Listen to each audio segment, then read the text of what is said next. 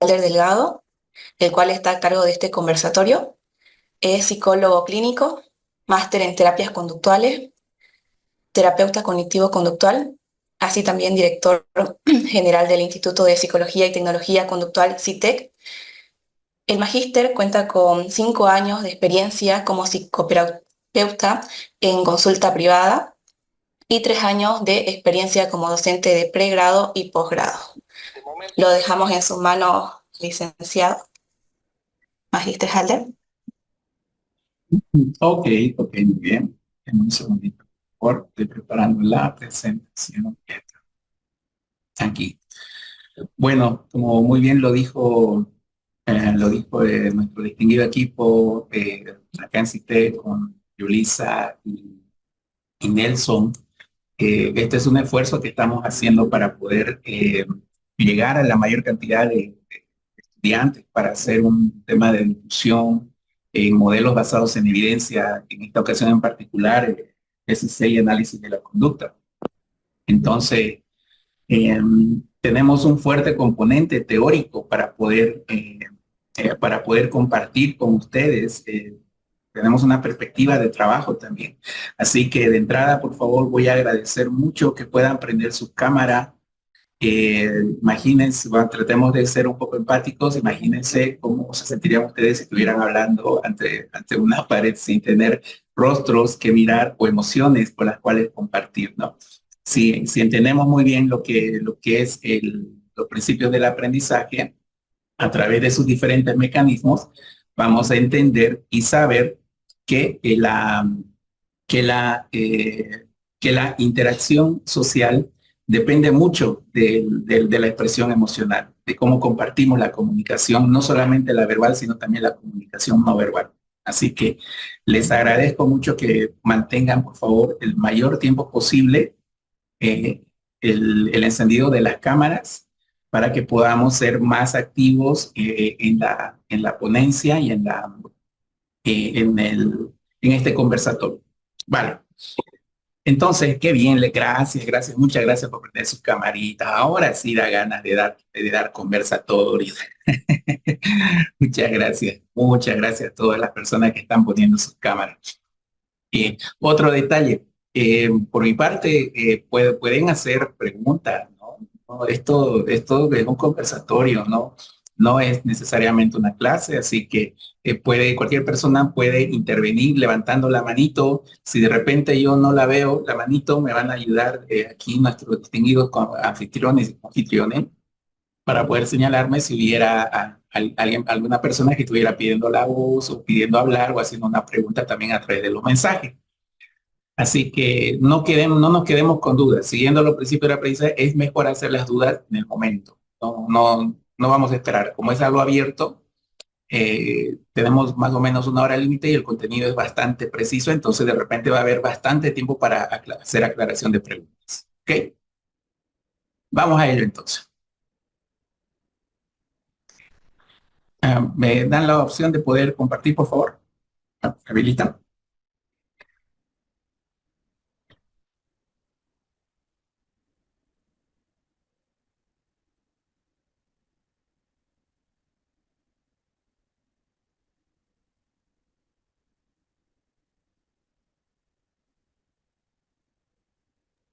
Ya está listo. Ahora sí, muy bien. Gracias. Ok. Entonces, para el día de hoy, tenemos una presentación que le hemos puesto un nombre un poco particular, ¿no? Le estamos llamando Cuando el amor daña y haciendo referencia a los ciclos de la violencia en una relación de pareja.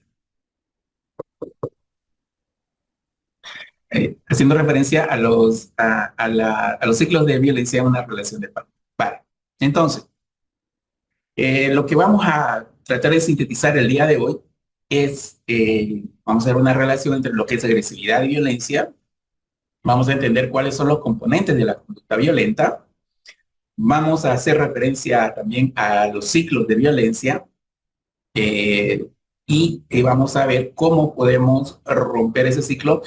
Algunas puntadas, ¿no? No realmente no es algo que se pueda resolver en una explicación breve o con una receta de pasos a seguir, eh, por así decirlo, 5 pasos para salir del ciclo de violencia. No, lamentablemente no es esa la forma de poder romper, pero van a tener algunas pautas básicas para poder entender cuáles son los primeros pasos para poder salir del ciclo de la violencia en una relación de pareja. Entonces,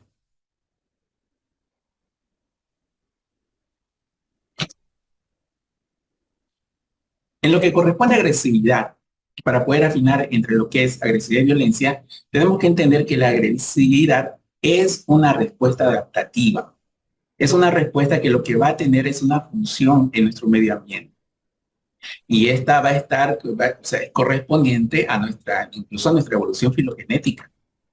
En esta afirmación que encontramos en el libro de Cheburua, Violencia y Trastornos Mentales, que por favor recomiendo mucho leer a Cheburua, es una eminencia a nivel internacional con respecto a los tratamientos sobre la violencia, tiene protocolos muy bien establecidos, y este es uno de sus libros que son estrellas, ¿no? Para poder entender lo que son las conductas violentas, y en este caso haciendo una relación con los trastornos mentales. Bueno, Echeverría va a ser una síntesis de las revisiones bibliográficas que hace y nos va a decir, no, la agresividad en realidad es una respuesta adaptativa y que es parte de nuestro repertorio de conductas para hacer afrontamiento. Y que no solamente es exclusividad de los seres humanos, es exclusividad de todo ser vivo. En el mismo apartado vamos a encontrar y decir, el tigre, si el tigre no es violento aunque mate, es lo que va a hacer la aclaración, ¿no? Porque esta es una conducta de agresividad, es una conducta de supervivencia. Por lo tanto, la diferencia con lo que corresponde a la violencia es que la violencia constituye un grupo de comportamientos los cuales van a contener agresividad, y vamos a entender que es una agresividad descontrolada y que básicamente pierde esta función adaptativa. Este grupo de comportamientos, de acciones, pues lo que va a hacer es buscar destruir ya sea a un ser, a otra persona. Piense que para ejercer violencia tiene que haber un cierto desarrollo cognitivo también. No estamos hablando de agresiones como tal, como respuestas adaptativas, sino aquí hay intenciones para poder destruir o afectar a algunas personas en particular, y que estas van a ser expresadas en los diferentes niveles, tanto como físico, como sexual o emocional.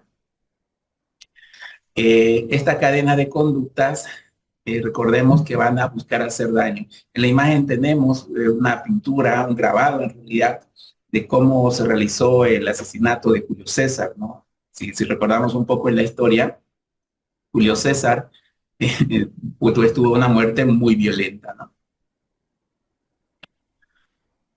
También es importante que podamos entender cuáles son los tipos los tipos de violencia. Y en realidad acá vamos a tomar solamente dos principales, porque no son los únicos, no son los únicos tipos de violencia, pero son los que usualmente vamos a encontrar más, tanto en nuestras interrelaciones como también en nuestros consultorios, si es que trabajamos con pacientes con problemas de ira. Entonces, vamos a hablar de un primer tipo, donde va a ser un tipo de violencia reactiva y otro tipo de violencia instrumental. A la reactiva la vamos a considerar de carácter más impulsivo, y a la instrumental la vamos a considerar de carácter más planificado.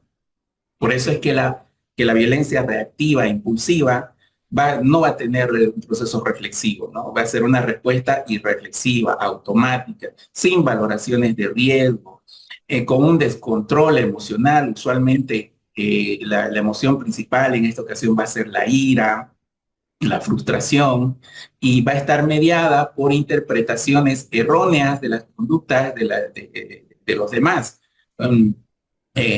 Usualmente se va a atribuir un sentido de hostilidad a la conducta de otras personas, es decir, nos vamos a sentir vulnerados, nos vamos a sentir afectados, nos vamos a sentir como que se está realizando una acción injusta contra nosotros, por lo tanto vamos a reaccionar de manera impulsiva.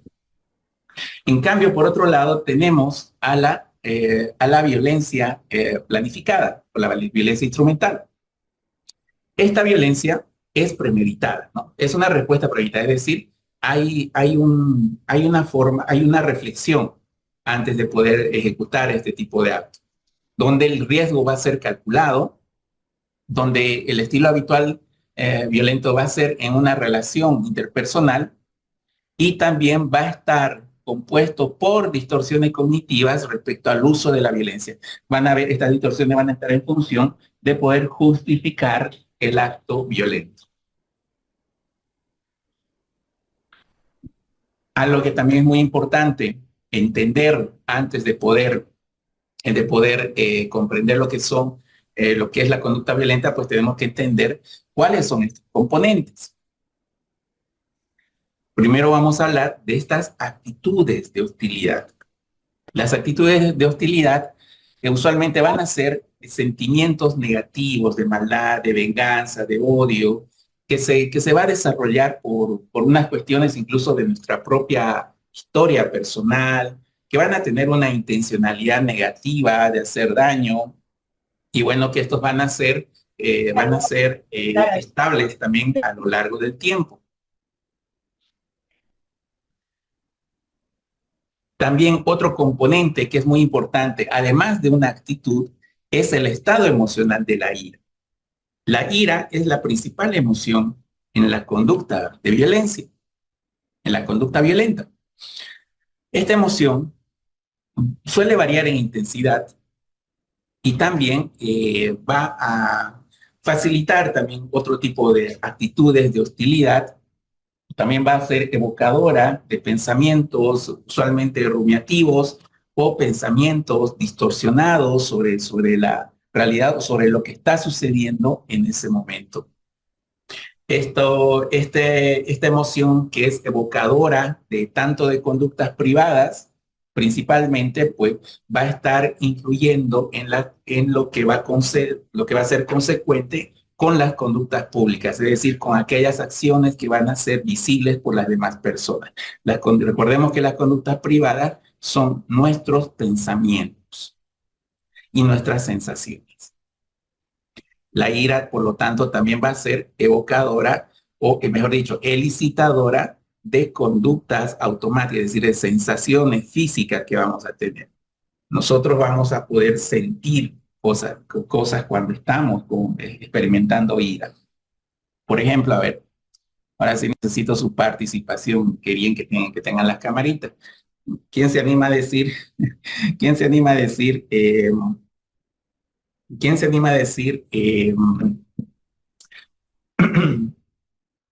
sensación, a ver, alguien que se anima a contar cuándo se ha enojado la última vez? A ver, ¿cuándo se enojó la última vez? Alguien que levante la manita.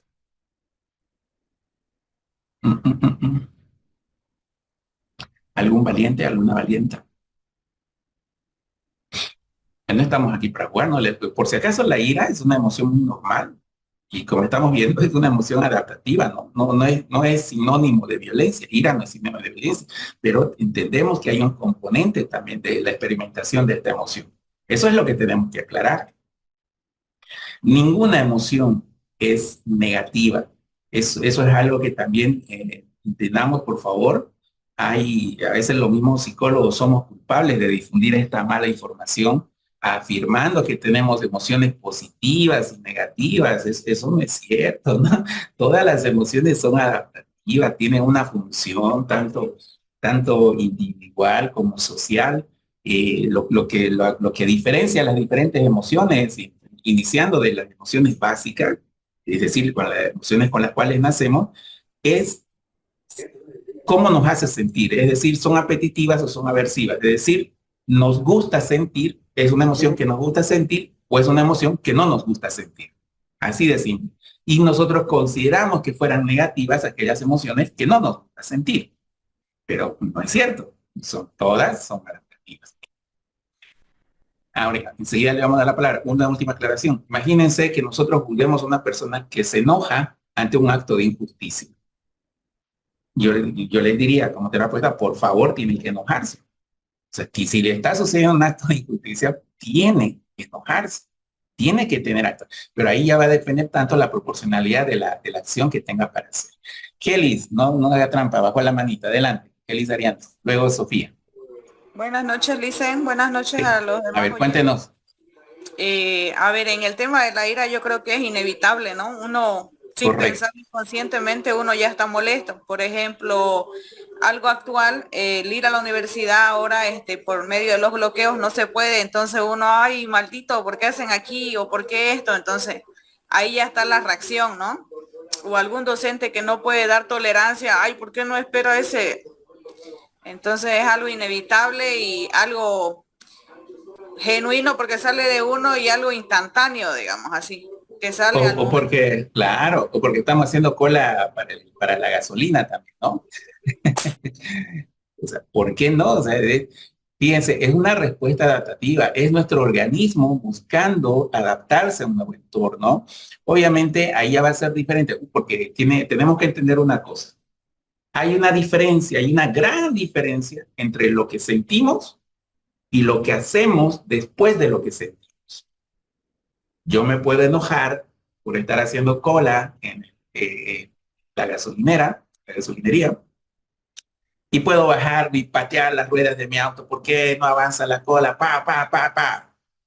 O puedo ir a la ventita, respirar profundo, comprarme un heladito para que el frío me desactive, ¿no? El tema del frío es muy importante a veces con el tema emocional. Entonces, que me compro un heladito. Entonces, fíjense, en ambas yo sentía enojo, pero una es funcionalmente más adaptativa que la otra, ¿no? Entonces no genera una distorsión en el ambiente en el cual estamos interactuando. Y eso es lo que hay que aprender. Por eso es que cuando se trabajan problemas de ira, no buscamos modificar la emoción. Lo que buscamos modificar es lo que hacemos después de lo que sentimos. Una cosa es lo que sentimos y otra cosa es lo que hacemos después de lo que sentimos. Las acciones son las que tenemos que trabajar. ¿Qué hacemos? ¿Qué hacemos? Y esto a nivel de conducta, en qué hacemos, no solamente, y vamos a hilar fino un poco para los que tengan más conocimiento sobre el análisis de la conducta, no solamente van a ser las acciones, sino también van a ser los pensamientos, porque podemos modificar también pensamientos. Así que muy bien, muchas gracias, Kelly Ariana, por su ejemplo. Sofía, a ver, cuéntanos, ¿cuándo fue lo que tienes que te enojaste? Bueno, la última vez fue ayer, así de verdad enojada. ¿Ya? Y bueno, fue por un malentendido con una docente y realmente, o sea, definitivamente no me gusta sentir esta emoción porque aunque no reacciono violentamente o algo así, me hace, o sea, me hace sentir mal porque no puedo pensar bien. Es como si mi cerebro se hinchara, entonces no puedo pensar bien, me cuesta mucho razonar, así que fue muy difícil ayer, pero ante todo, es increíble cómo todo pasa en segundos, ¿no? Y empecé a tener, o sea, a intentar ser muy asertiva con ella, ¿no? Intentar explicarle el malentendido que había y tal, ¿no? Pero también tiene que ver mucho con la inteligencia emocional, supongo esto, ¿no? Vale, vale. Me quedo con lo que dice Sofía, como una parte muy importante que hasta ahora no se ha mencionado, que es todo sucede en segundos. Y esto es cierto. La ira es una de las emociones que tanto que licita y que evoca conductas de manera fugaz, de manera muy rápida, o sea, casi milisegundos. Por eso es que muchas veces es difícil intervenir en problemas de ira Es muy difícil. ¿Por qué? Porque las cosas suceden tan rápido que la persona no está del todo consciente de todos los procesos que se dan. Y eso es normal, eso es algo que nos vamos a encontrar mucho. Algo que nos va a ayudar a solventar este tipo de problemas para las personas que quieran trabajar con intervención en este tipo de problemas, es que se debe hacer análisis funcionales moleculares. Ayuda mucho más el hacer análisis funcionales moleculares para poder intervenir en este tipo de problemas. Gracias, Sofía, gracias. Voy a hacer una pequeña aclaración, Sofía. Recuerden que también hacemos divulgación aquí en CITEC. Así que me va a tocar ser políticamente incorrecto de nuevo. Les pido perdón, no son cuestiones personales, pero me toca aclarar que, por ejemplo, igual nos hablan mucho en las universidades y en diferentes lugares, nos hablan de la inteligencia emocional y nos lo plantean como si fuera un conocimiento válido. Y la verdad es que no lo es.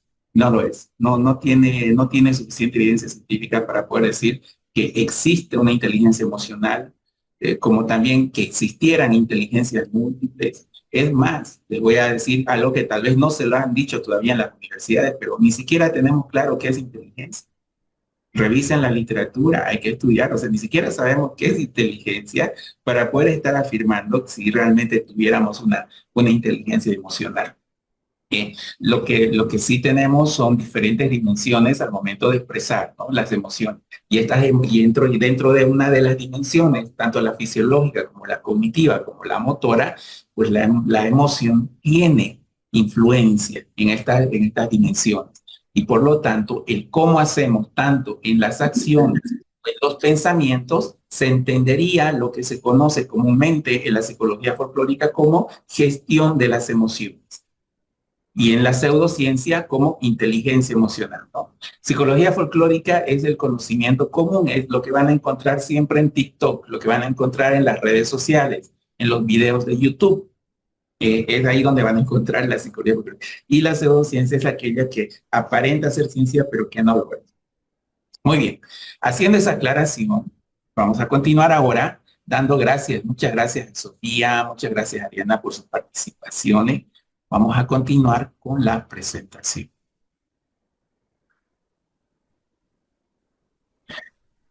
Entonces, es muy importante el componente de en lo que se entiende como la conducta violenta, un estado emocional de ira, ¿no? Pero no es recordemos, no es la ira que es evocadora de ciertas, tanto elicita como evoca ciertas conductas que van a ir en correspondencia a la historia de aprendizaje, pero repito, el problema no es la ira, sino el problema son aquellas conductas que tanto que elicita como evoca, ¿no? Bueno, eso que evoca principalmente.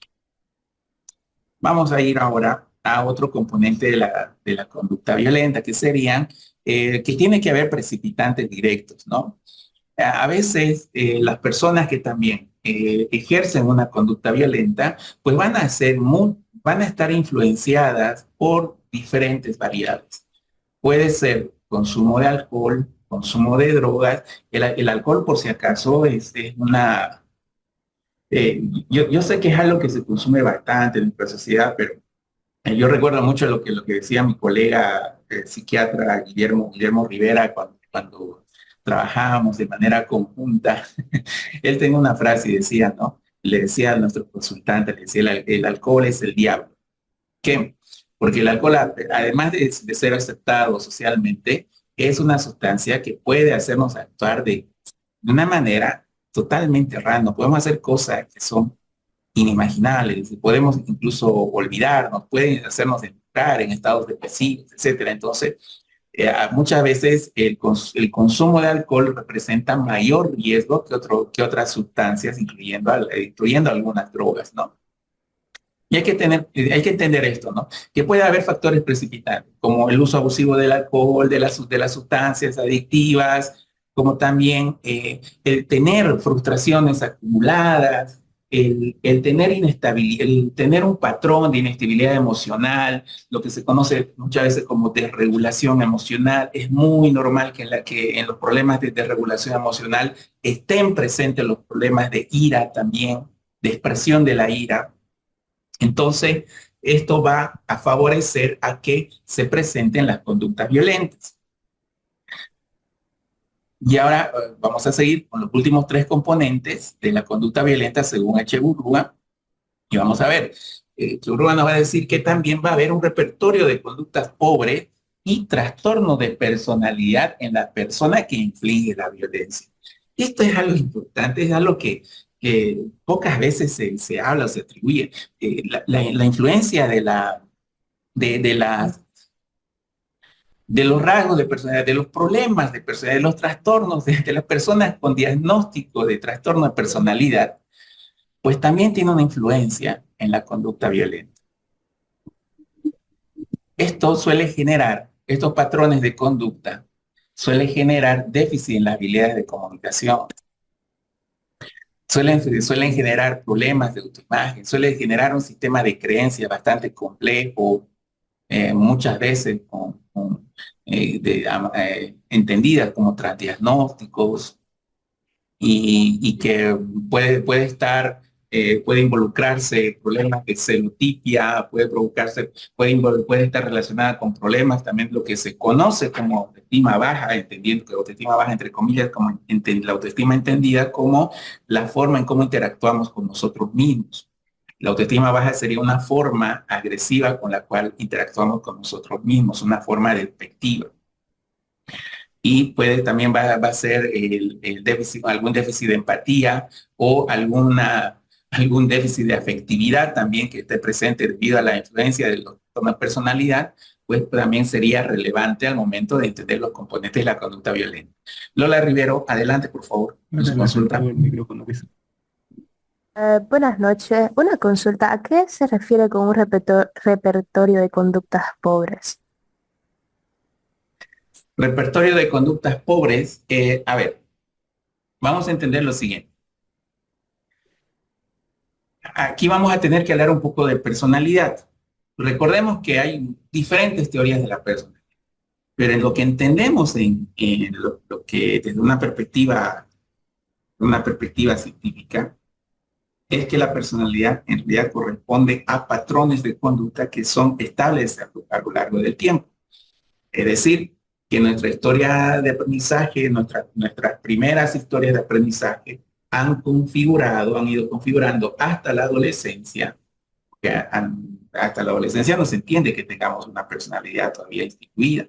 Entonces, hasta la infancia y adolescencia se va constituyendo estos patrones de conducta y que estos patrones de conducta se convierten en un repertorio conductual. Es decir, que nosotros vamos a tener una forma de comportarnos ante situaciones particulares.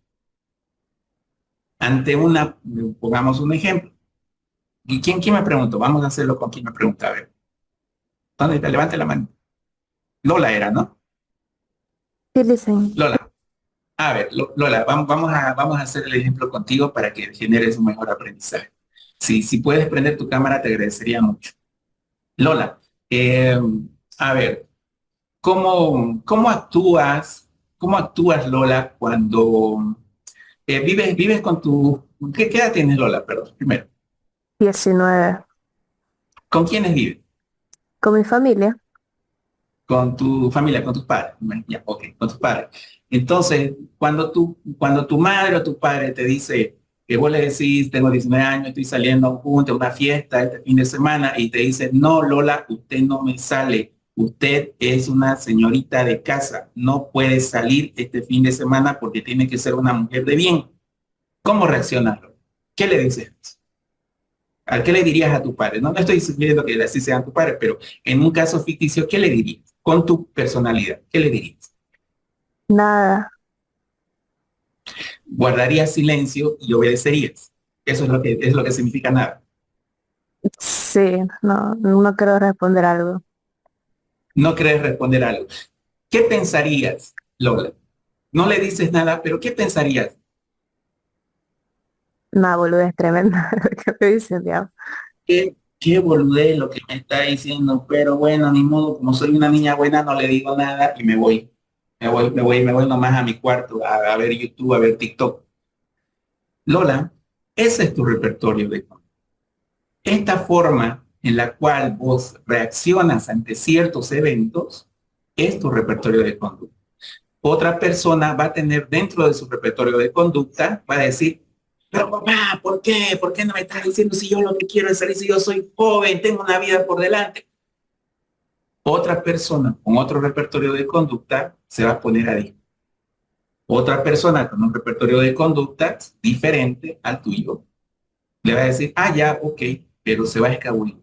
O si no, le va a hablar a la amiga para que le diga que está yendo a otro lugar, pero en realidad se va a ir a la fiesta. Y sin embargo, el papá va a pensar que está yendo a una cena, que está yendo a la casa de la amiga, pero sin embargo se va a ir. Esos son los repertorios. Son los patrones con los cuales solemos actuar en función a ciertos eventos en particular. Y eso es lo que constituye nuestra personalidad.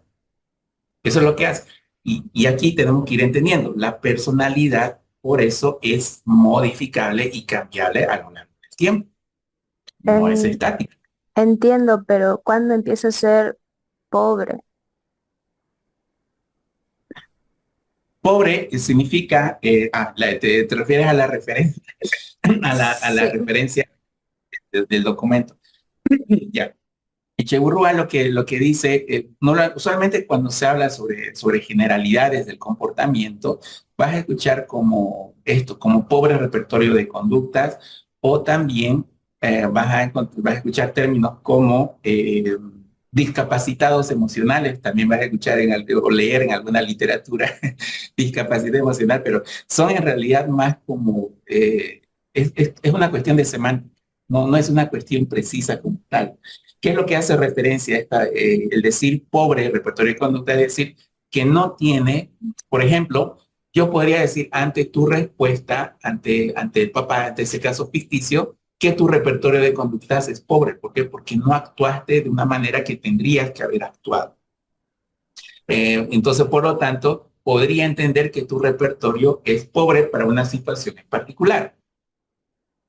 Pero haciendo, fíjate, es una valoración un poco o que se pasa, ¿no? Yo en realidad les estoy compartiendo lo que dice Echeburrúa, no voy a cambiar lo que dice y de repente puedo tener otras formas de poder explicar, pero es interesante lo que ha hecho Echeburrúa al poder sistematizar estas generalidades y presentarlas como aspectos que pueden funcionar a un gran grupo de personas.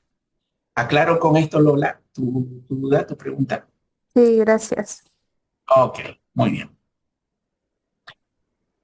Vamos entonces a... Ok. Entonces, pobre repertorio de conducta en función a que no tiene habilidades de comunicación. Eso estaría lo que estaría sufriendo en este caso. O sea, tiene déficit para comunicar. Por lo tanto, va a ser pobre su repertorio, pero en función a una situación particular. Y esto es interesante. Fíjense, no solamente hay personas que tienen déficit de habilidades en la comunicación, sino que también tienen déficit en la solución de problemas. Es increíble la cantidad de casos que se resuelven en el consultorio solamente por hacer terapia de solución de problemas. Por si acaso, estén atentos, en diciembre voy a dar una conferencia que va a ser gratuita sobre terapias de solución de problemas que van a ser aplicados en diferentes ámbitos, en diferentes problemas. Estén atentos a la invitación en la página del Instituto CITEC. Es una conferencia que la vamos a dar con una organización internacional que está queriendo llegar a Bolivia y vamos a inaugurar esta bienvenida, le vamos a dar una bienvenida que se llama, no recuerdan este nombre, las siglas, pero es una organización de terapias cognitivo-conductuales a nivel mundial.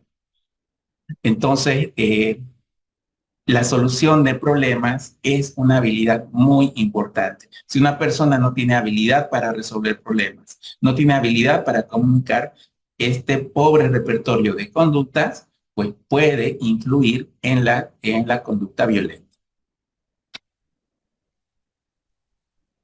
Ahora, también vamos a tener que hablar sobre la percepción de la vulnerabilidad de la víctima. Esto quiere decir de que la persona puede sentir frustración, ira y agresión porque entiende o porque se siente vulnerable o porque realmente se ha tocado un punto vulnerable. Hay personas con características, y volvemos de nuevo a los temas de personalidad. Hay personas que cuando tocas un tema vulnerable, la persona más bien se desvanece, se desarma, se deshace ahí mismo en tu delante, se conmueve, llora, etcétera. Pero hay personas que cuando tocas un punto vulnerable, te da una respuesta muy agresiva. Una respuesta muy agresiva y a veces violenta. ¿Por qué? Porque estás tocando un punto sensible. No quiero generar una mala información, pero esto es algo que suele presentarse en algunos casos de narcisismo, por ejemplo, de esto que entendemos como rasgos de personalidad narcisista.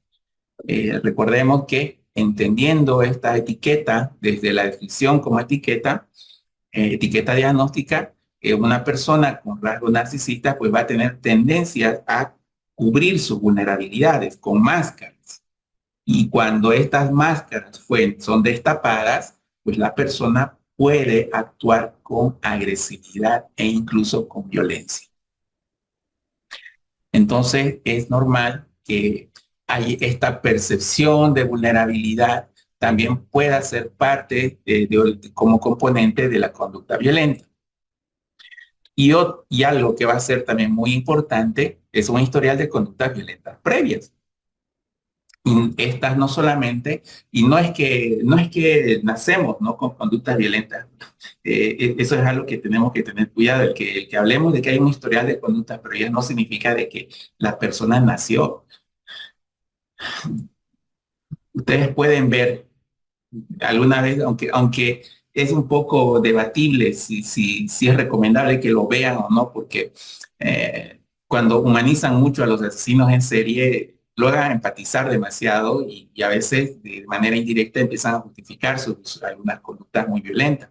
Pero si ustedes ven algunos videos de asesinos en serie, van a ver que son niños muy tiernos, muy normalitos, que como no pueden creer cómo una cosita tan bonita se convierte en un monstruo que asesina y que incluso come carne. Esto es importante entender, de que las conductas violentas se aprenden, no nacemos con ellas.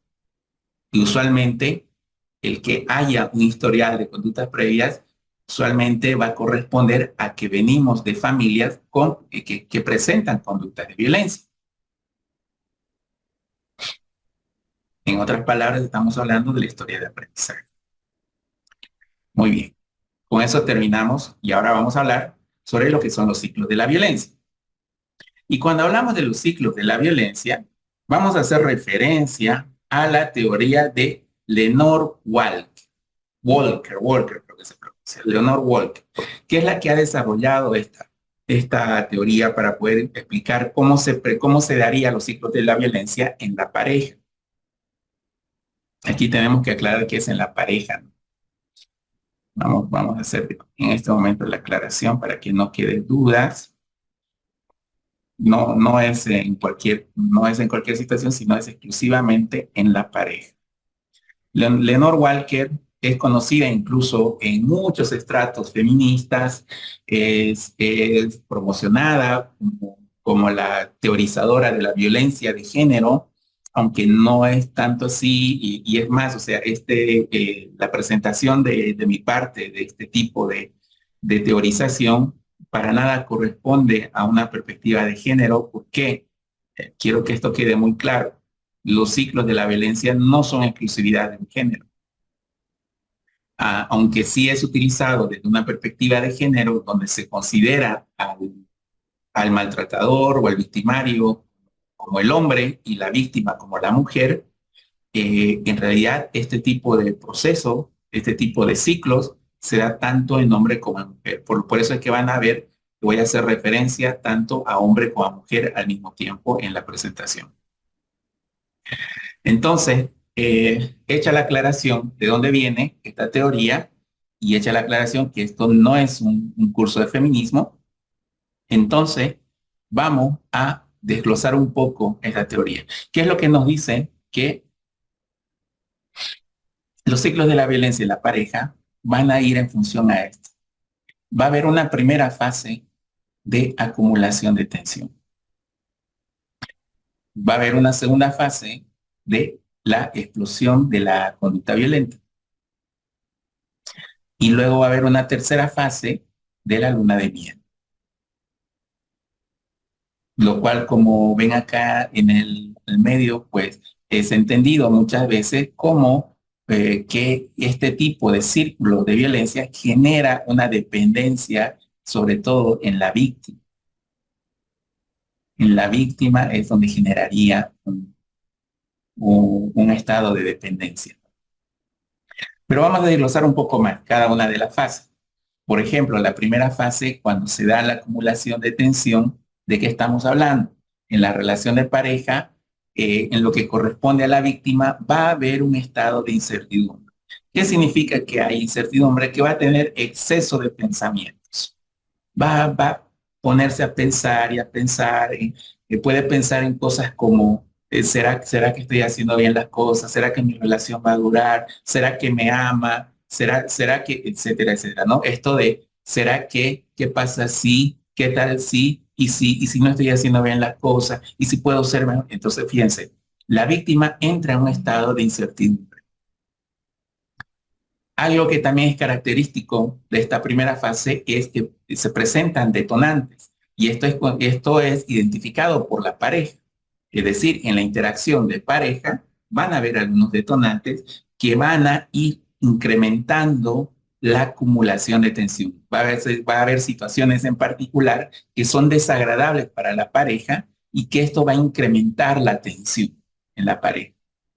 Y por último, va a haber actos de tensión por parte del agresor o de la agresora para generar estos picos de tensión que estos ya son como el preámbulo a lo que sería la explosión violenta. Es decir, va a haber acusaciones, va a empezar a levantar la voz, va a empezar a humillar, a denigrar, a decir que esto no va bien. Es decir, va a haber acciones específicas, usualmente del agresor, para poder incrementar el estado de violencia ya preparándose a la fase de explosión.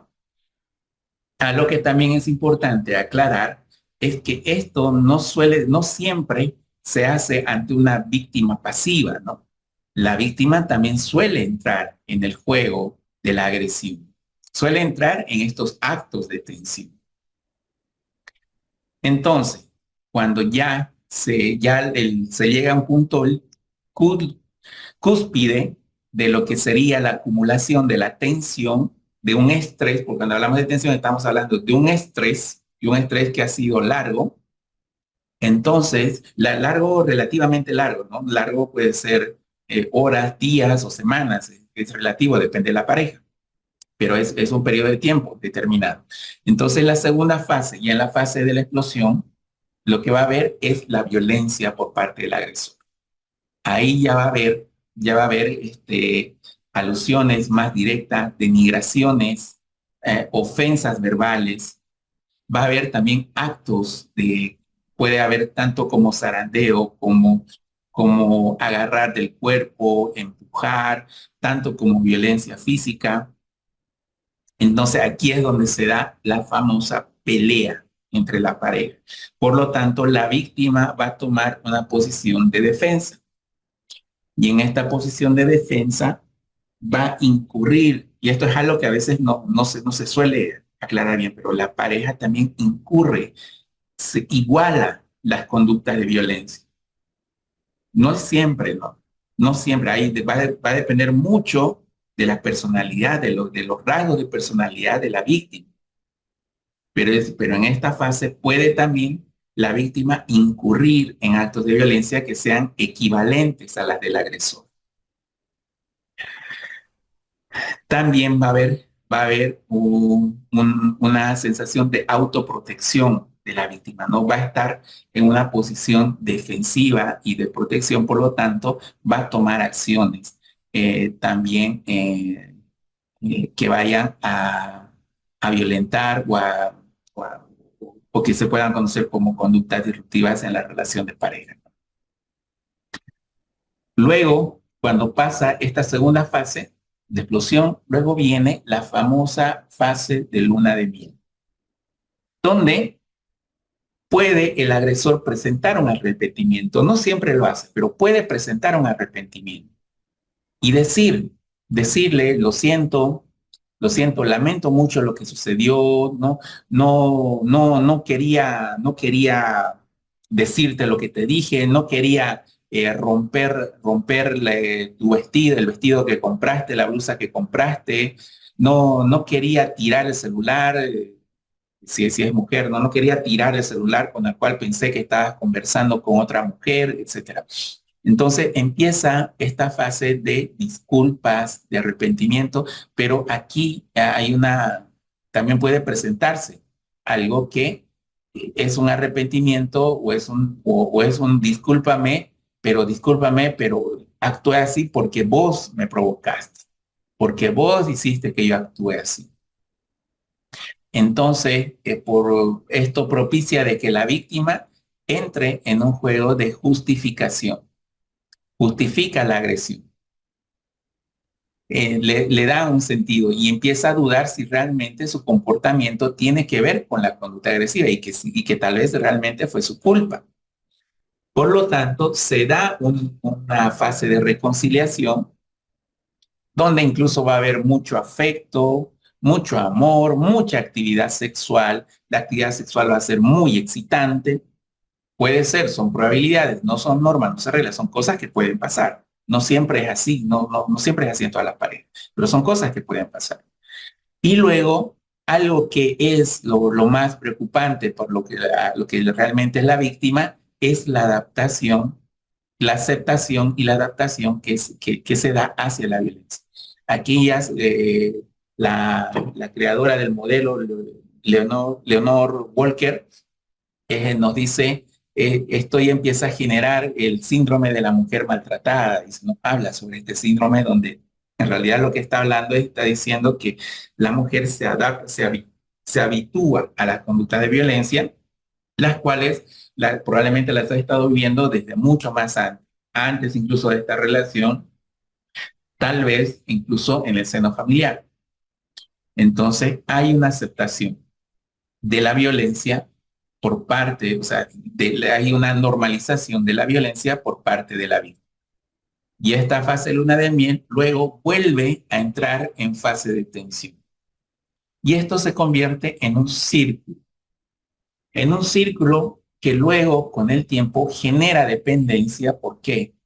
Porque sobre todo la víctima le va a ser muy difícil salir del círculo, ya que siempre va a tener estos. Aquí es donde la persona recibe bastantes reforzadores.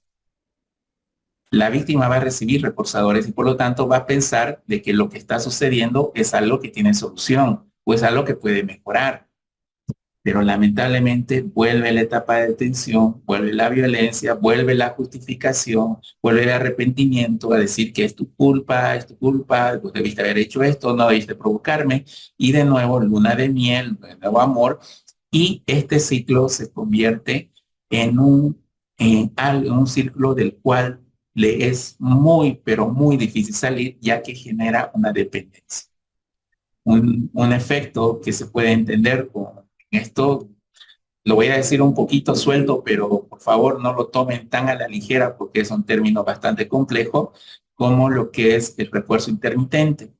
Puede darse un fenómeno, puede estarse presentando un programa de refuerzo intermitente hacia la víctima para que mantenga la conducta de tolerancia a la violencia. ¿Preguntas sobre esto?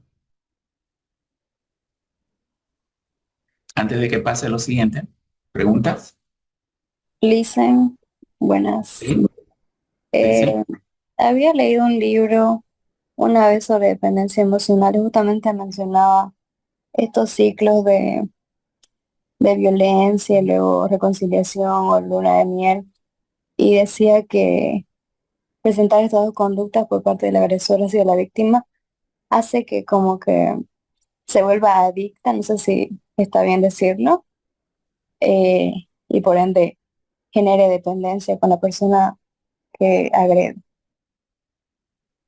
Es interesante lo que planteas, Isabela, porque ya aquí le voy a hablar un poco de un tema personal según mi experiencia. No es algo que esté tan escrito en los libros, porque esa dependencia que estamos hablando usualmente hace referencia a la dependencia emocional. Y la dependencia emocional no es un criterio que sea aceptado en los criterios clínicos del DCM, que haya sido validado a través de investigación, etcétera. No tiene consenso el término dependencia emocional. Está como un satélite que va flotando, que es más usado por nosotros los psicólogos. Yo incluso hablo de dependencia emocional, pero entiendo y lo digo en su momento aclarando de que no es un criterio que esté netamente validado.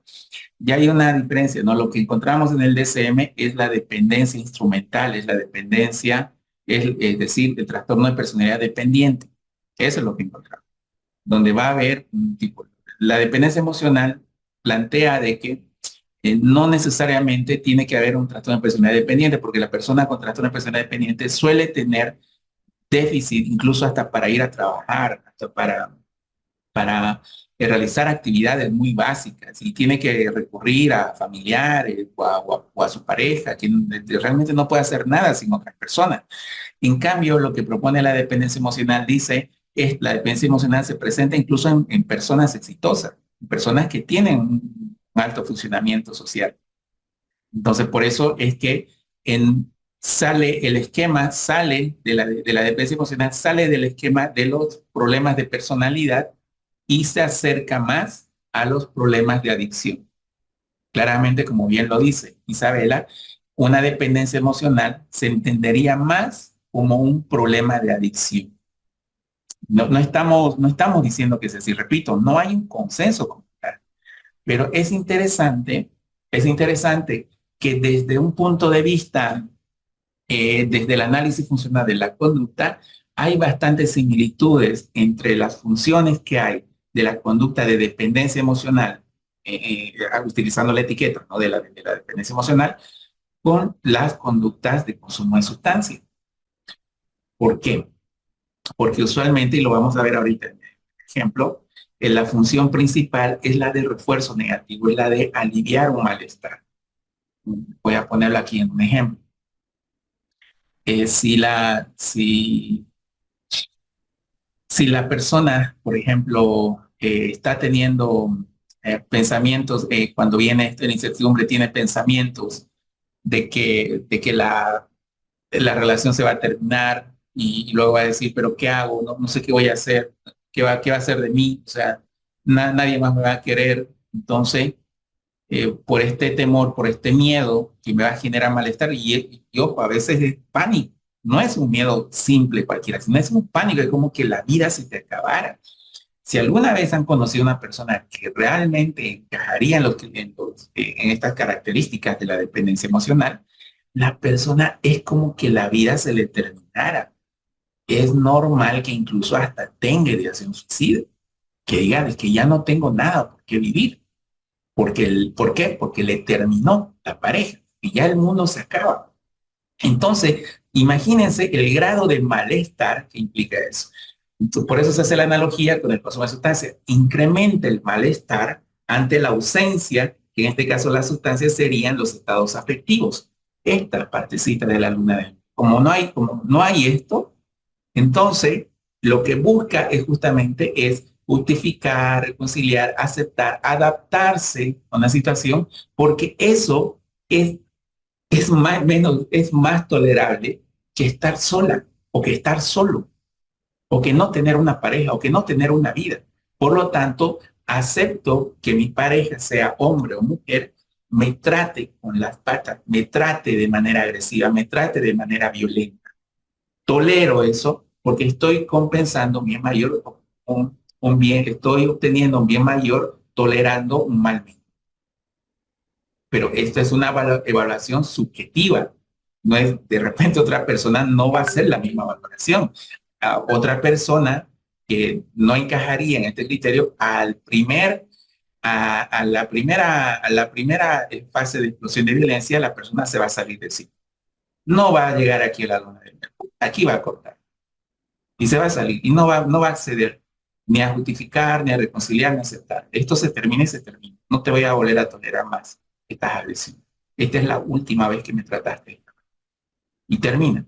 Esa no es una capacidad que tenga la persona de dependencia emocional, entendiéndolo desde esa perspectiva.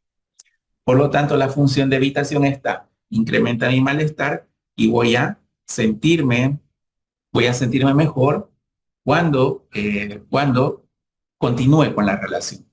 Porque de esa manera aseguro de que, y entonces recibo mis dosis. Y el agresor se convierte en un dealer en el cual te va dando dosis de afecto, dosis de amor, y la pareja va luchando por estas dosis, por recibir estas dosis de afecto, para que pueda recibir este amor.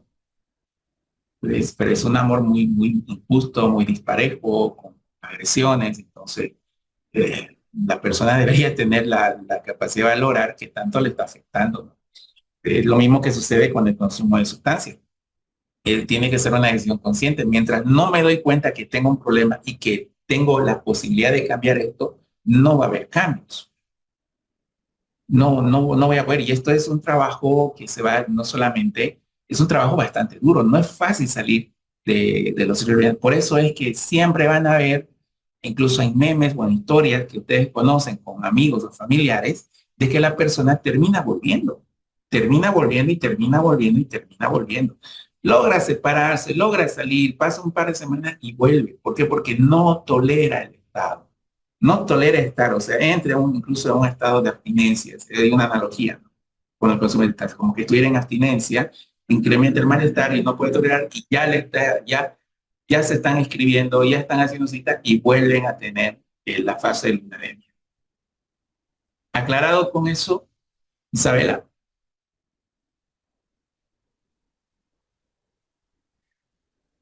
Bueno, creo que se fue Isabela. Una pregunta. Sí, Fabiola, adelante. Si bien es cierto que las víctimas se ciegan, pero nosotros como familia, ¿cómo se podría apoyar? Porque hay veces que uno ya habla con la familia y le dice, se informa, pero al final terminan volviendo otra vez y al último ya tiran la toalla. Ok, vamos a hacer lo siguiente.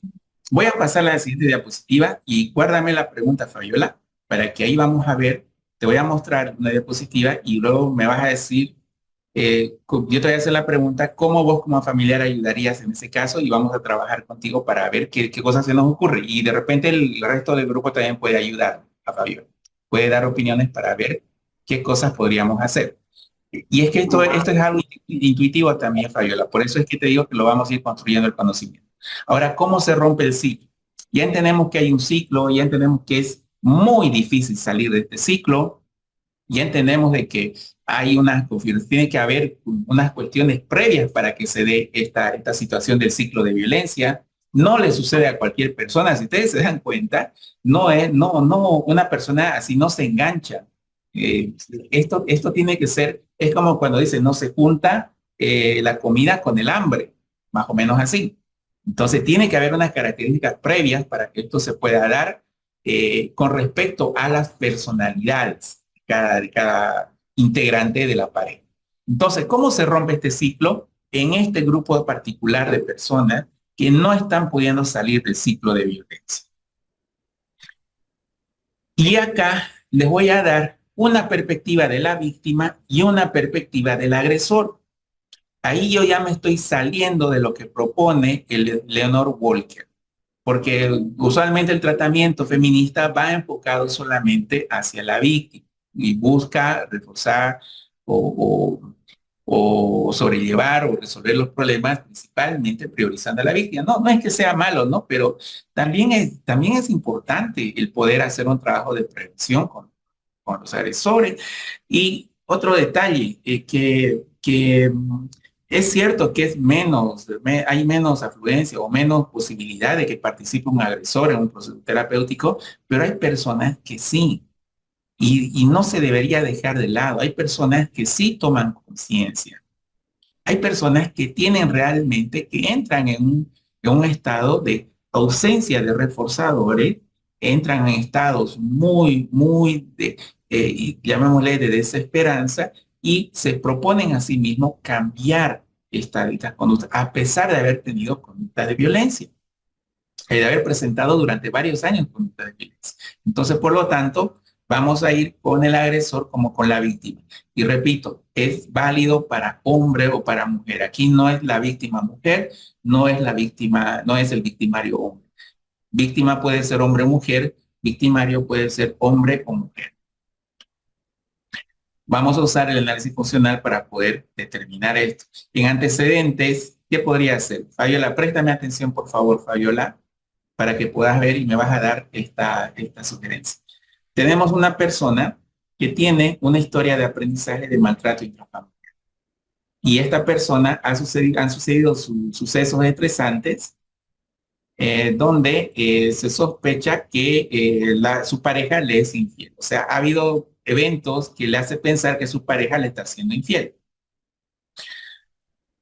Los estímulos externos que recibe como antecedente son que su mejor amiga le dice, amiga, date cuenta. Amigo o amiga, date cuenta. Por favor, sal de ahí. O sea, no, ¿cómo vas a estar así aguantando o tolerando eso? Un estímulo interno sería que siente malestar al sentirse juzgada por tolerar el maltrato de su pareja. O sea, se siente mal, se incrementa el malestar. O sea, le dice su amiga, le dice su hermana, le dice su madre, le dice su familia, todo el mundo le dice, date cuenta, tenés que salir, ¿por qué le seguís tolerando? ¿Por qué le seguís aguantando? Entonces, eso le puede generar malestar, ya que se ve a sí misma como imposibilitada de poder cuidarse a sí misma. Entonces, esto va a provocar que puedan aparecer las siguientes conductas, que serían, en situaciones fisiológicas, la persona presenta temblores y respiración agitada. En emociones, va a sentir miedo al abandono. En pensamientos va a tener pensamientos de incertidumbre, que pueden ser, ¿será que es mi culpa? Y si no hay nada mejor para mí en esta vida, lo cual va a hacer que la persona aumente su temor, aumente el temor a no volver a ser amado o amada, o aumente el temor a que nadie más le tolere, que no le aguante. Recuerden que hay estos mensajes de es tu culpa, o uno mismo se juzga y dice, cuando está en una situación y dice, es que tal vez soy yo, es que nadie me va a aguantar, es que yo también me quejo, es que yo también reclamo, es que yo también hago esto, entonces nadie me va a aguantar, ¿quién me va a aguantar? Entonces viene este aumento de temor y en lo que corresponde a acciones, pues la persona evita defenderse, evita marcar límites y prefiere sufrir en silencio mientras se desahoga a solas. Fabiola, ¿dónde está mi Fabiola, la que estaba participando? ¿Qué sugieres acá? Antes de que nos vayamos a los consecuentes, ¿qué sugieres aquí, Fabiola? ¿Cómo podríamos intervenir? ¿Qué le recomendaríamos? O ayúdenle a Fabiola a ver. ¿Qué le recomendaríamos a una persona que está en una situación así? En este caso en particular, que en este caso sería la víctima.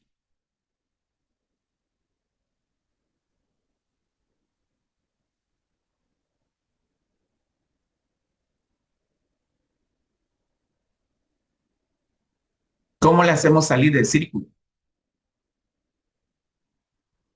de violencia? No, no hay. En mi experiencia, hola, en mi experiencia, disculpe, buenas noches. ¿Ya? Sí, adelante, Elías. En mi experiencia es mejor dejarlo nomás, porque más se encaprichan, se entercan y siguen la relación. Entonces, solitos se dan cuenta y salen solo del tema. En mi experiencia, ¿no? Ya, ok, Elías dice, solita la persona se va a dar cuenta, va a poder darse cuenta y va a salir. ¿Alguien está de acuerdo con lo que propone Elías? Ay, ahora sí ha provocado respuesta. A ver, Kenny, ¿qué dice? No, pienso que como es algo, o sea, que no le está haciendo bien, allá creo que no es dejarlo, porque le afecta ver al familiar que esté mal. Ya, Entonces, ok. Ok, hablar y enseguida. darle llevar a, no sé, yo hablaría con la persona y explicarle que no estaba viviendo bien en un entorno Ya. bien, ¿no? Entonces, eso que estás haciendo, Fabiola, es esto. Le das un estímulo externo, le estás diciendo, date cuenta, no estás viviendo bien. Y de nuevo vas a evocar esta cadena de respuesta. Recuerden que estos ya son patrones de conducta. Es decir, va a tener tendencia a responder así. Si le decimos, como lo que decía Elías, si no le decimos nada, si no le presentamos nada, probablemente reciba solamente, no, es decir, no le damos ningún estímulo externo, probablemente aparezcan los estímulos internos, porque se nota a sí misma que está mal, y va a tener de nuevo este repertorio de conducta, es decir, no va a poder salir. La sugerencia de Elías tampoco le haría salir del círculo. Kenny, adelante. Bueno, según lo que yo escuché es que, bueno, también a mi experiencia, lo que vi que hicieron mis compañeros, que también pasaron por esas situaciones, es de Ajá. que en parte es recordar todo lo malo que esas personas le hicieron, tipo, hacer el acuerdo, digamos, de todo lo que le hizo y uno a veces, digamos, de renegar, uno, muchas veces estando en pareja, cuando uno renega se olvida de la pareja y se dicen que uno usa eso a favor para olvidarse así de la pareja. Y así, digamos, uno ya va recordando por qué la dejó y ya supuestamente de pasar de estar en un estado ya emocional del duelo, ya dice que pasa a un estado lógico, no lo entendí muy bien. Pero decían algo de emocional y lógico, luego pasa y ya es más fácil superarlo. Kenny, por favor, te escuché un poquito entrecortado. ¿Podrías puntualizar cómo sería la salida? La salida sería como supuestamente primero escuché que es emocional, en lo emocional tendrías que evocar un sentimiento de rabia o odio hacia esa Ah, pareja, ya, ya. hacer el acuerdo de todo lo malo que le hicieron. Y ya de ahí Ah, ya, con ya. eso ya no, se alejarían y ya con el tiempo entrarían a razonar un poco más y ahí ya se les haría más fácil Qué y evitarían ese interesante. volver. Ok, Kenny, gracias. Qué interesante lo que propone Kenny, porque Kenny nos dice, intuye y se da cuenta. De repente no nos sirve mucho intervenir en los antecedentes. Kenny dice, no, intervengamos en las conductas y particularmente en la dimensión de las emociones. Intervengamos acá, es decir, cambiémosle esta emoción. Ahora, Kenny, yo te pregunto, si yo te digo, Kenny, ¿dónde te encuentras en este momento, Kenny? En mi caso, En tu casa. Ok. Yo te digo, Kenny,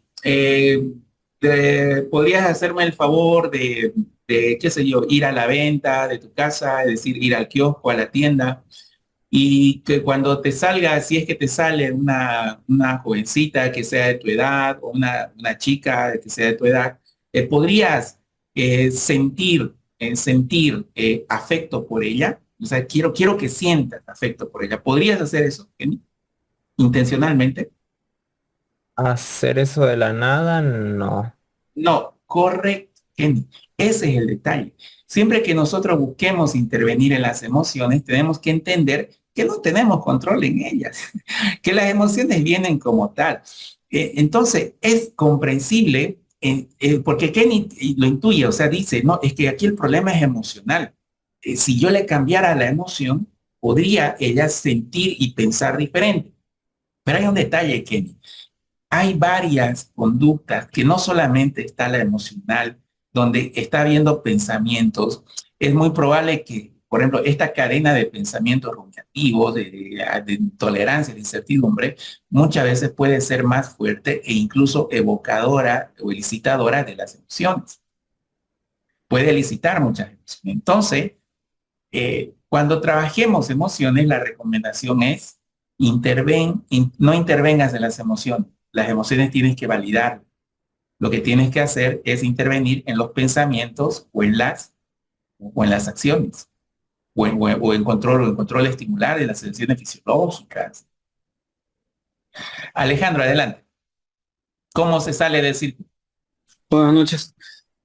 Yo estaba pensando que tal vez empezar a trabajar con los esquemas cognitivos, ¿no? Como ya justamente Ah, hablaba de pensamiento. ¿Me escucha? sí, sí, sí, sí. A ver, voy a encender la cámara. Bueno, yo estaba Adelante. pensando, no sé si se me puede ver. nomás. Sí, Ya. sí, te veo. Estaba pensando trabajar tal vez en esquemas cognitivos, ¿no? Por ejemplo, sus conceptos de amor, su concepto de pareja, y ir remarcando, ¿no? Que es Ya. cómo está construido sus conceptos de relación, su rol de pareja, rol de, no sé, de hombre, rol de mujer, me imagino. Excelente, excelente, excelente, Alejandro, excelente. Porque eso, el poder intervenir en los pensamientos va a dar una nueva perspectiva y va a poder modificar esta cadena de pensamientos y va a poder elicitar otro tipo de emociones.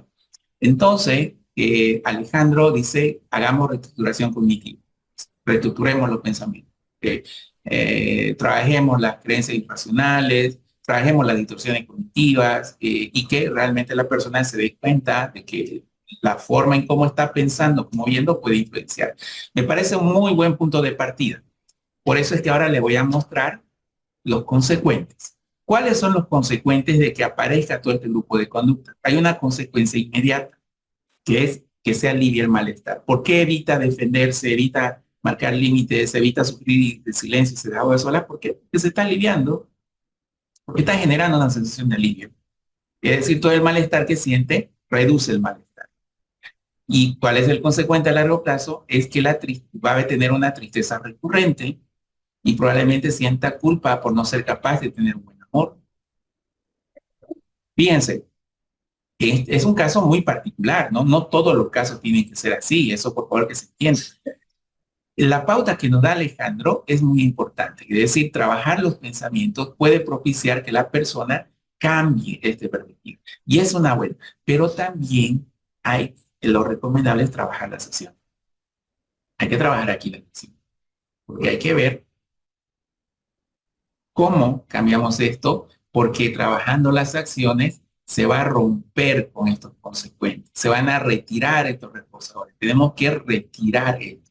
El verdadero aprendizaje, Fabiola, préstame atención, el verdadero aprendizaje que puede tener esta persona que es víctima de violencia es que se retire estos reforzadores de acá. Hay que eliminar estos consecuentes. ¿Y cómo vamos a eliminar estos consecuentes? Interviniendo acá, en las conductas. Cuando se eliminan estos consecuentes, la persona tiene la oportunidad de poder salir de eso. ¿Cómo? Con cursos, hay que hacer más cursos.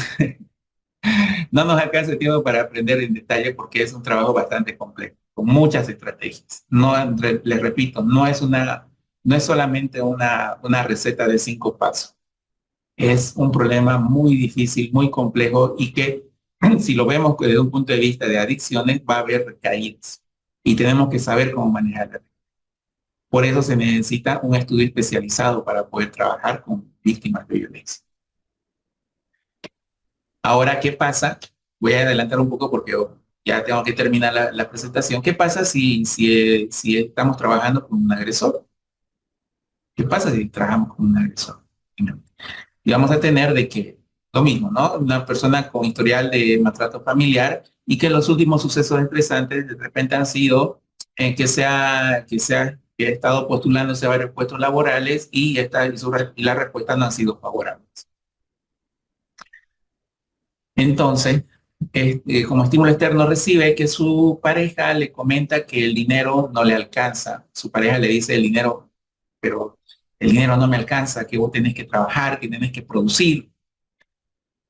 Entonces presenta estímulos internos como interpreta, aquí es curioso, ¿no? Esto de nuevo es debido a las características de la personalidad y probablemente un trastorno de personalidad que ya está influenciando aquí en los estímulos internos, que dice un comentario tan simple como, mi amor, deberías de traer más, mi amor, el dinero no me está alcanzando, que incluso puede decirlo en ese tono, no como reclamo, sino así, mi amor, te comento que el dinero no me está alcanzando. Y la persona interpreta, el agresor interpreta y dice, ya me estás juzgando, me estás diciendo que no soy capaz de producir dinero, que no soy un hombre, que no puedo traer las cosas, imagínense. Ojo, o podría ser mujer, ¿no? Que diga que me estás diciendo que soy una inútil, que yo no sé hacer cosas, que yo antes de vos yo ya sabía hacer cosas. Entonces, fíjense, podría haber esta interpretación con respecto a un solo comentario de que, mi amor, no me está saliendo dinero. Entonces, ¿cuál sería las sensaciones fisiológicas que tiene esta persona, en particular sea hombre o sea mujer?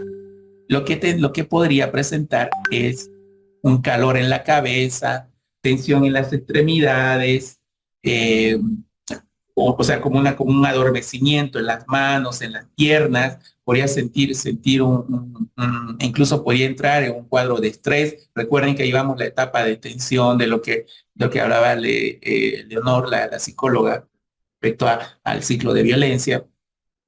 También puede presentar emociones como frustración, ira, ¿no? Aquí ya estamos hablando de una persona que va a agredir, ¿no? No es una persona que recibe agresión, sino una persona que va a agredir. Entonces, siente frustración, ira. Y va a tener, y puede presentar pensamientos repetitivos como, ¿qué se cree este pelotudo, esta pelotuda? Si ni siquiera tiene estudios, me viene a exigir cosas. O sea, ¿qué le pasa a este tipo? ¿Qué le pasa a esta tipa? ¿Por qué me habla así? ¿Por qué me dice estas cosas? Luego, puede presentar también un incremento en el aumento, un incremento en los pensamientos repetitivos negativos. Perdón, no, esto está mal. Error de typeo. Va a presentar un incremento de pensamientos repetitivos. Vamos a corregir esto ahorita, en este momento, para que no haya confusiones.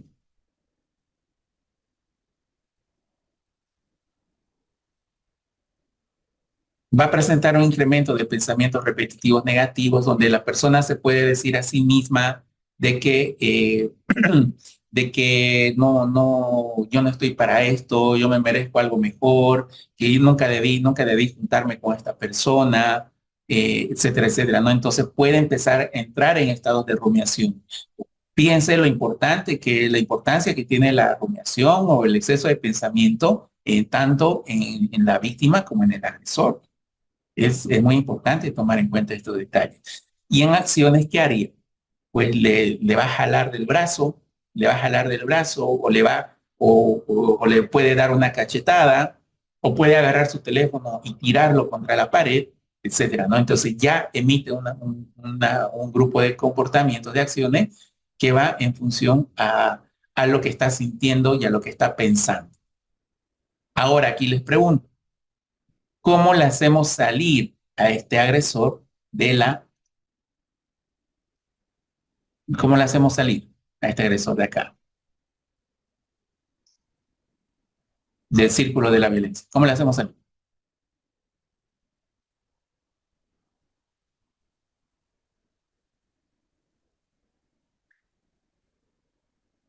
Si no hay participantes de democracia, antes de mostrar los consecuentes.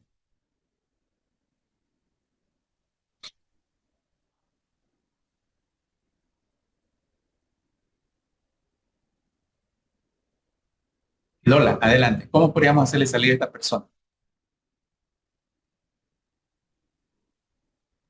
Es solo una perspectiva. Recuerdo que en una ponencia anterior de un psicólogo que hablaba, le preguntaron de la pedofilia y él dijo que como tal es un poco difícil de sobrellevarla en la terapia, pero que se puede redirigir esa conducta para que no dañe a nadie, ¿no? Y si esta persona agresiva muestra demasiadas conductas hacia otra persona, quizás una forma, una forma puede ser que redirija esa agresividad hacia otras cosas que no dañen a otros. Me parece una excelente opción. Va a ser una excelente opción. Porque acá vamos a repetir de nuevo la estrategia. Que repito, de repente las respuestas son simples, pero la ejecución puede ser compleja. Porque igual vamos a tener que trabajar en las acciones. Porque las acciones, como bien lo dice Lola, que participó ahora, deberíamos de enseñarle, por ejemplo, asertividad en el comportamiento. Que tenga conductas más asertivas, con respecto, que sean más funcionales. ¿Por qué? Porque este tipo de comportamiento de repente está teniendo consecuencias como se siente que toma el control y por lo tanto alivia el malestar. Al jalarle del brazo, al insultarle, al agredirle, al gritarle, al tirar el teléfono, la persona está sintiendo que está tomando, puede sentir que toma el control o puede estar buscando un alivio del malestar. Ese sería el consecuente inmediato. Y el consecuente a largo plazo lo que hace es que va a considerar que lo que hizo es adecuado. ¿Por qué? Porque él o ella está defendiendo su honor, está defendiendo su dignidad. Y otro consecuencia a largo plazo que también puede presentar es que va a reafirmar todo lo que sucede porque su pareja no está haciendo lo correcto. Y por eso, como recuerdan lo que decía Leonor en el anterior ejemplo, la acusa y le dice, no, es que es tu culpa, es que vos deberías de ser diferente, es que vos me provocaste, es que vos también haces las cosas para que yo actúe así. Entonces, esta persona que usualmente es agresor va a tener tendencia a decir, no, es que es mi pareja la que está equivocada. No soy yo, es mi pareja. Por lo tanto, para poder retirar estos consecuentes y que se desarme toda esta cadena de conducta, sobre todo la conducta agresiva, aquí, además de las acciones que se debe realizar como entrenamiento de conducta asertiva o efectividad interpersonal, lo que más se necesita es un cambio en la reestructuración de los pensamientos, sobre todo en todo el sistema de creencias que pueda tener. Estamos hablando de un trabajo de conducta privada principalmente. Esto va por ahí. Y aquí es donde, en lo cual se va a enfocar, en lo cual se va a enfocar el taller que vamos a dar de aquí a 2 semanas. Y cómo podemos ayudar a una persona, ya sea tanto agresora o ya sea, porque nos vamos a dar cuenta que a veces no vamos a poder trabajar con todos los agresores, pero sí con personas que tengan la disposición de generar cambios. Y esas personas, ¿qué tendrían que hacer? Estas personas. Por eso esta propuesta no va para las víctimas en esta ocasión, sino la propuesta va para las personas que ejercen violencia, ya sea de manera consciente o no consciente, ya sea de manera impulsiva o planificada. Hay una forma de intervenir y en eso va a consistir el taller que vamos a brindar de aquí a 2 semanas, al cual están invitados a inscribirse. ¿Preguntas, comentarios? Eso sería todo por ahora. Este es mi nombre, Halder Delgado, soy psicólogo clínico. Mi consultorio se llama Vida Valiosa y a este número pueden realizar las reservas, la consulta, si es que quieren ser atendidos también para trabajar problemáticas de pareja o terapia individual para manejo tanto de dependencia emocional como manejo y problemas de la ira. ¿Preguntas? Listen, buenas noches. Sí. Daniel, gusto de escucharte. Adelante. Ok, buena, un gusto igual verlo, Listen. No sé si escuché bien hace ratito, ¿no? Me llamó la curiosidad. Usted me corrige por favor si me equivoco. Dijo que la conducta agresiva no es innata, ¿no? Que se aprende y efectivamente, ¿no? Así es, pero creo que resultaría interesante, ¿no? El comentar un poquito más de esto, ¿no? Para los colegas, igual, ¿no? Para uno. Si bien, digamos, nadie nos enseña a golpear, ¿por qué diría usted, Lisen, que un bebé o un recién nacido, ¿no? Cuando experimenta un estado de privación del alimento, comienza a agarrar y tirar los objetos, digamos? ¿O por qué una paloma o un ratón ante la privación de la alimentación también, digamos, no solo golpea objetos y el ambiente, sino también hasta sus propios congéneres, digamos? Y no necesariamente ha recibido un proceso de instrucción previa. Yo digo, cuando usted habla de naturalizar, ¿no? El hecho de la emoción, que no vamos a modificarla, si bien la conducta violenta es aprendida, hay que no, creo yo, me corrige Lisen, ¿no? Que el hecho de que también la agresión, digamos, es algo, no sé si decirlo natural, no sé qué piensa usted ahí, porque hasta donde yo había entendido, por el libro, ¿no? En el que habla de principios del comportamiento, de Kohler y demás, que la conducta agresiva, ahí me corrige si usted no se refiere a este tipo de conducta, puede ser incluso autorreforzante. Sí, correcto.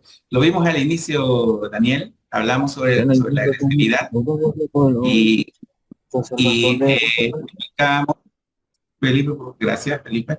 Explicábamos de que hay una diferencia entre agresividad y violencia, ¿no? Eso es lo que nos plantea Chugurúa. Y si vamos a tomar, a conceptualizar la agresividad, pues vamos a entender de que es una respuesta adaptativa, que no solamente se encuentra en los humanos, sino también en los animales. Echeverría dice, por más que el tigre mate a otro animal, no está siendo violento, está siendo agresivo. ¿Por qué? Porque entiende que la función de este tipo de comportamiento, de esta conducta, tiene una evolución filogenética en la especie y que va a tener una influencia tanto en la supervivencia como en la adaptabilidad. Por lo tanto, la agresión es natural, si vale el término natural entre comillas, ¿no? Es decir, la agresión es algo que lo podemos presentar desde niños, o sea, no hay ningún tema con la agresión. Lo que aprendemos es la conducta violenta, porque si no hemos visto la conducta violenta, tiene un componente que se basa en estructuras de personalidad, si vamos a ver lo de conducta privada, incluso en sistemas de creencias, si lo vemos desde el cognitivo mediacional, entonces es algo que se aprende y porque es una conducta compleja y la violencia no es solamente un comportamiento como tal, sino es un conjunto de comportamientos, ¿no? Entonces, un conjunto de conductas, perdón, como hemos visto en los análisis. Entonces, eso, Daniel, eso aclara tu cuestión, o me parece genial. Sí, Lisa, no, lo aclara bastante, ¿no? Justamente no pude ingresar cuando empezó y sí, lo aclaró, me dejó un poquito la duda cuando ingresé a los 5 minutos cuando comentó eso. Una última pregunta. Entiendo, ¿no? Que clarificar el pensamiento, trabajar sobre los pensamientos y las acciones vendría a hacer estrategias, ¿no? De aprender conductas alternativas o incompatibles incluso. Pero ¿usted creería que un programa de prevención de respuesta ayudaría a un paciente con problemas de ira? Perdón, otra vez te perdí un ratito en el audio, ¿me ayuda de nuevo, por favor, la consulta? Ok, no, le preguntaba si, clarificar el pensamiento, eliminar sesgos y demás, actúa, digamos, sobre los pensamientos y en cuanto a las acciones, ¿no? Hacer otras conductas que no necesariamente estén influenciadas por la ira entrarían dentro de un entrenamiento, ¿no? En respuestas alternativas o incompatibles. Sin embargo, ¿usted consideraría que para trabajar la emoción se podría hacer un programa de prevención de respuesta para la ira? Para trabajar la emoción a través de un programa de prevención de respuesta, pero ¿qué buscaríamos con eso? Buscaríamos un fenómeno de un fenómeno aprendizaje inhibitorio. Aprendizaje inhibitorio, ya que las conductas violentas, ¿no? Serían reforzadas de manera operante en cuanto a la pareja, ya que esta permite hacer coerción sobre ella y obtener la respuesta que yo deseo como la parte, ¿no? Que ejerce presión. Ya.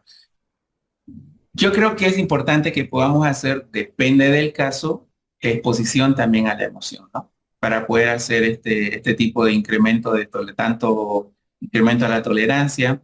Y hay otro detalle, si buscamos hacer un aprendizaje inhibitorio, Daniel, teníamos que entender que va para casos, lo voy a poner acá, que iría para casos particularmente en agresores, lo voy a poner en agresores, pero que presenten conductas impulsivas, ¿no?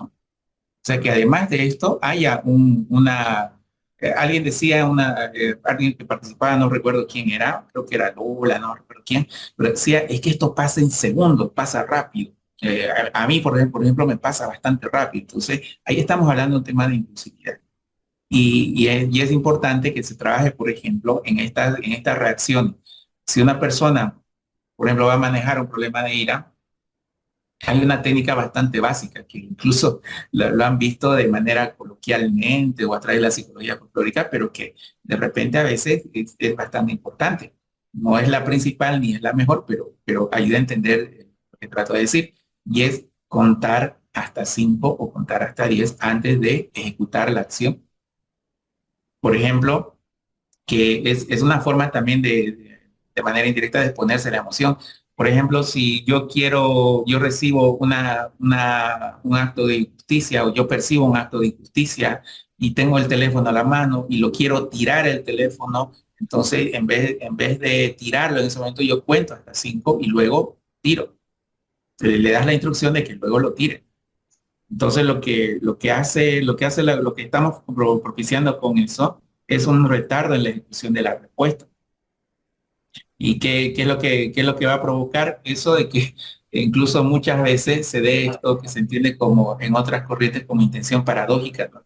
Cuando empieza ya a contar, cuando ya llega a los 5, ya no le va a dar el teléfono, o le va a tener la oportunidad de tener otra, o va de emitir otra conducta alternativa.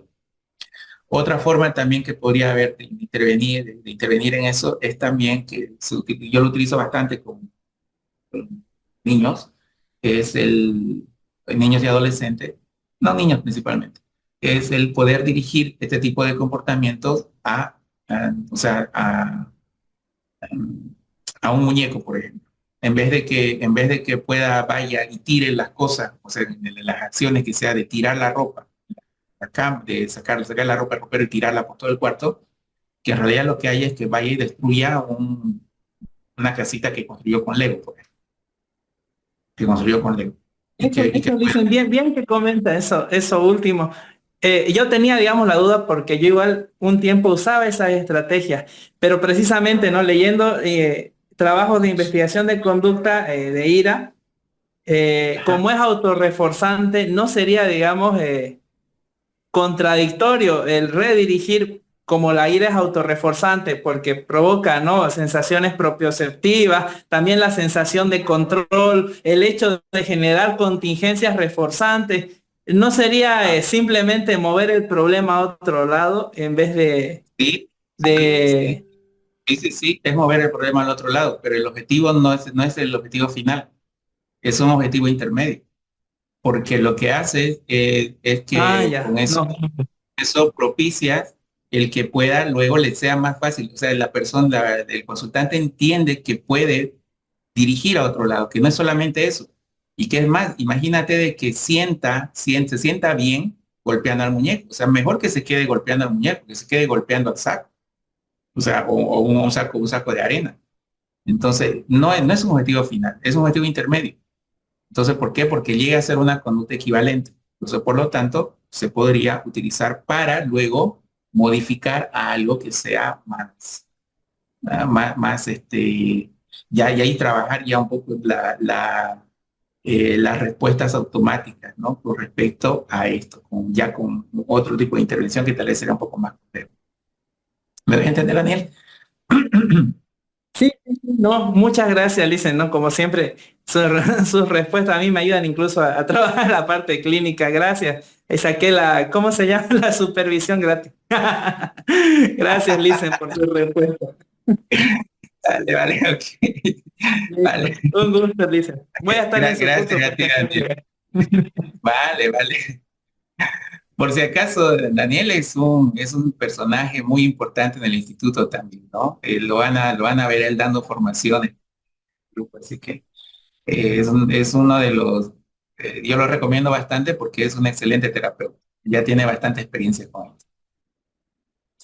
Vale. Ok, nos estamos pasando de tiempo. ¿Qué dicen los coordinadores? ¿Hay preguntas o ya cerramos? ¿Qué dicen los? De momento no hay ninguna pregunta en el chat. Si alguno quisiera realizar una, nos dice ahorita levantando la mano. Yo, por favor, un comentario y a la vez pregunta, si se puede, por favor. Adelante. ¿Me escucha, no?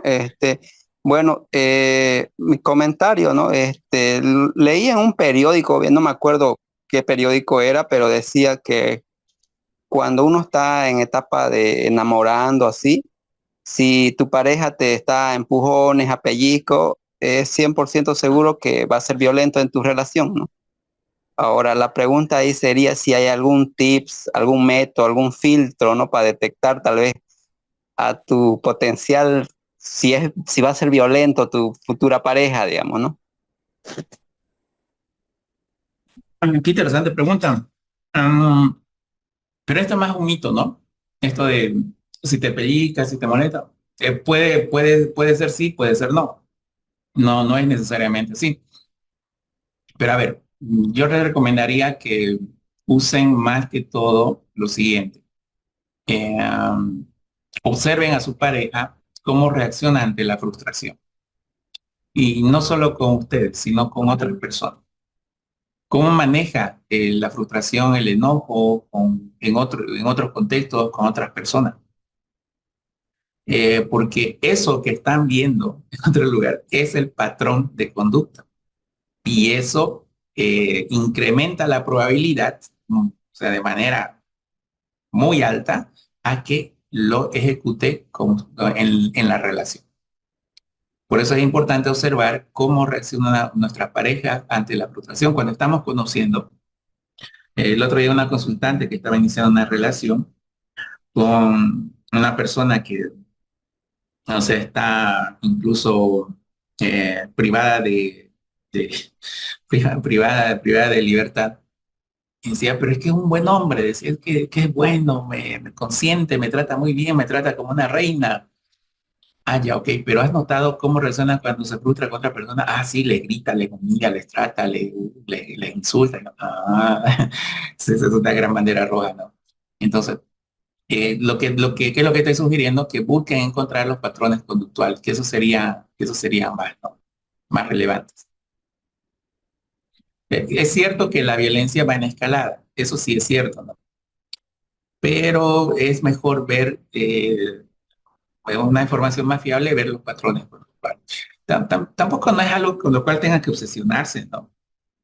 Lo importante es apoyarse en las habilidades personales, lo importante es enfocarse más que en detectar a qué tipo de pareja tenemos, es cultivar habilidades personales de autocuidado. Eso es mucho más relevante que obsesionarse con las banderas rojas en nuestra relación. Porque ¿qué es lo que va a suceder cuando tenemos buenas habilidades de autocuidado personal? En cuando esté sucediendo algo raro, vamos a actuar de manera adecuada.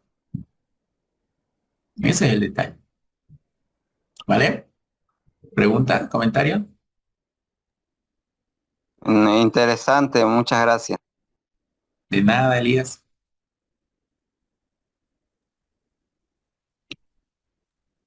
Bueno, Elizabeth, si no hay ningún comentario o alguna pregunta, ok. Voy a proceder a invitarlo. Espero que se vea. Sí, sí se ve.